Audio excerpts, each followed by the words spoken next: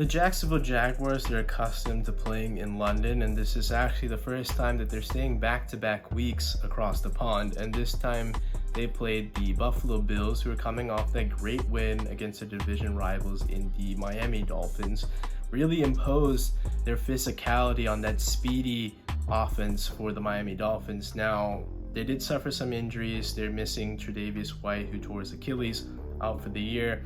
They're coming into the game missing Greg Rousseau, and Von Miller did make his season debut, but is limited playing on a pitch count. And this defense has suffered a few more injuries. They lost Matt Milano, their great linebacker, who's arguably the second best off-ball linebacker behind Fred Warner, I think, in the NFL. Big loss there. And it's just going to be really difficult to make that up because as great as Epinesa was in that game, he is no Matt Milano. So they're going to have to pick up some slack, maybe make a trade, pick up somebody to at least help shore up that linebacking group. Defensive line, as great as it can be in certain points, Ed Oliver has been a pretty good underrated defensive lineman, but it just wasn't there on Sunday across the pond, and maybe that's due to the lack of familiarity playing in London. But the Jaguars, for most part, except for some self-inflicted mistakes in the red zone,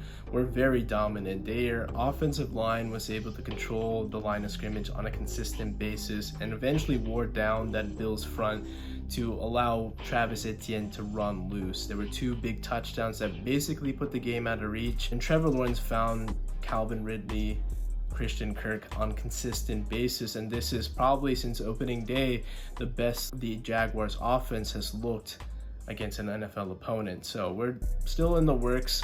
Great win by Jacksonville, picking up a win. Now they were entering this London trip at 1-2. They go to 3-2, and that's great, especially defensively. I think the way they were able to limit what the Bills offense wanted to do, they really frustrated Stefon Diggs. He lashed out again, threw his helmet down, threw tablets down consistently. I don't know exactly how that's going to translate going forward. There's just always times receivers want the ball because they know they can do something with it once they're given an opportunity. So I'm not going to fault Stefon Diggs there, but I'm going to give credit to that Jaguars defense for holding on, because for much of this game they were up by 2 scores.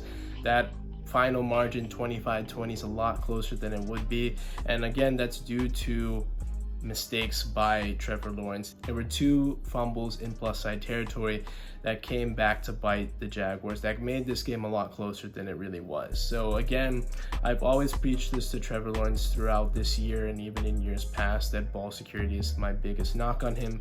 Consistently have to do that. Now, there were no interceptions, but he is a guy that has a fumbling problem, whether it's in inclement weather or just not feeling the pocket presence. He can sustain a sack, but you got to hold on to the ball. That's another thing. The Bills, despite coming off that big win last week, despite the Bills' success last week, this was a very disappointing and honestly a missed opportunity by them to keep pace with the Kansas City Chiefs.